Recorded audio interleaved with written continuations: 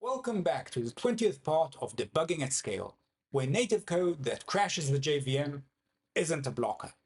Java 9 was all about modules. It was the big change and also the most problematic change.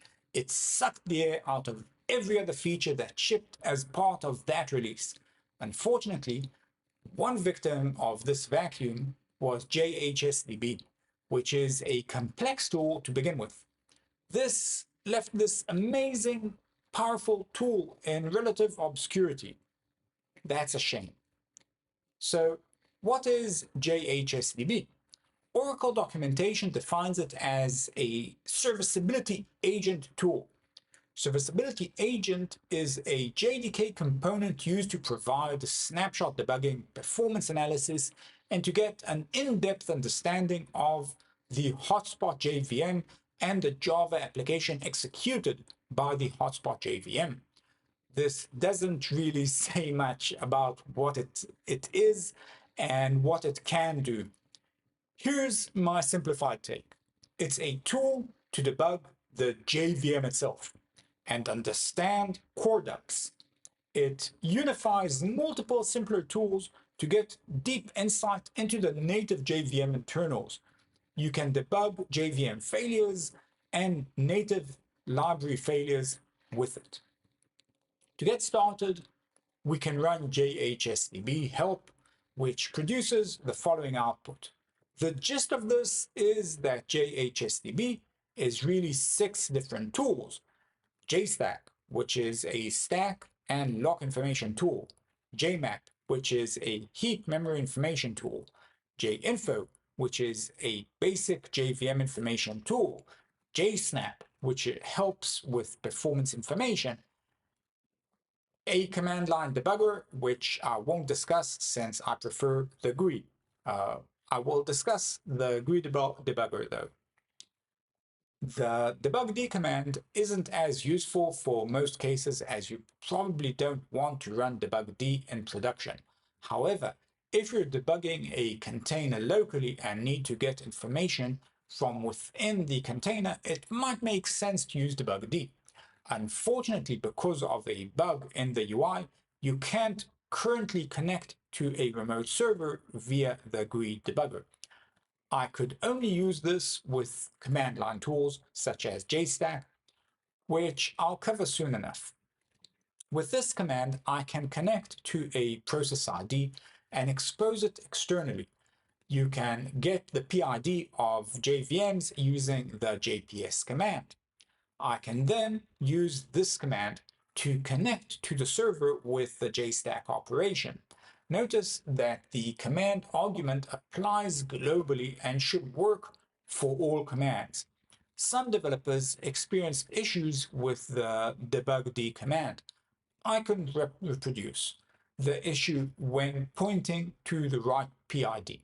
Notice that you don't need to use sudo for this command. I would also suggest using the JPS command to verify the process ID. I also suggest verifying that JHSDB and the JVM are the same version. Normally, we would run the command directly with the process ID instead of going through the server connection. The JStack command produces a thread dump that you might find very familiar and yet helpful. If you're looking at a process in a user machine or production environment, this is an invaluable tool. With this command, I can connect to a process ID and expose it externally. You can get the PID of JVMs using the JPS command. Some Mac developers experience an operation not permitted error when running these commands. Make sure that the terminal application you use has full disk access. Also, try following my previous instruction in the module to disable integrity protection with CSR util disable. Here are a few lines of the output. Not everything, obviously. Notice a few things of interest. We get information about the running JVM. It detects deadlocks automatically for us. All threads are printed with full stack and compilation status. This snapshot can help us infer many details about how the application acts in production. In our code, is our code compiled? Is it waiting on a monitor? What other threads are running? And what are they doing? If you want to understand what's happening under the hood in RAM, then this is the command you need to use. It prints everything you need to know about the heap memory, etc. The command starts with this output. It goes a lot further, but again, I snipped this for readability. When you tune GC flags to get better performance and reduce GC thrashing, especially when collecting very large heap sizes, the values you see here can give you the right hints on whether something is used. The true benefit is the ability to do this on a real process without running in a debug environment. This way, you can tune your GC in production based on real environment conditions. If you could reproduce memory leak, but you don't have a debugger attached, you can use the histo flag. This prints a histogram of the RAM, again, snipped below for clarity. You can find the object that might be the trigger of the sleep. There are a few other capabilities in the JMap command, but they aren't as useful as those two for day-to-day work. JInfo prints the system properties and the JVM flags. This isn't as useful as other commands since we probably know those already. However, if you're debugging on a machine that isn't yours, this can be a helpful starting point. It just accepts a PID. JSnap prints a lot of internal metrics and statistics, including the number of threads started since the JVM launch, peak number of threads, etc. These are very useful if you want to tune elements such as thread pool sizes, etc. This is the snipped version of the output for that command. It's very useful to get a sense of the overhead used in production. I'll skip CLI debugger.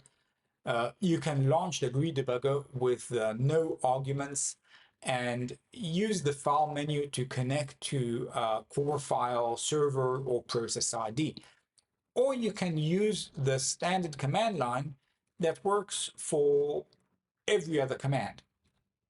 The amount of capabilities and information exposed in this tool is absolutely fantastic. A lot of it might be too low level. If we're debugging from the Java side, but if you're working with JNI native code, you can see the addresses matching, the JVM threads, metrics in the stack. This can put in context some native code debugging where the symbols might not be exposed coherently. I hope you'll find JHSDB useful when dealing with JVM issues in production and otherwise.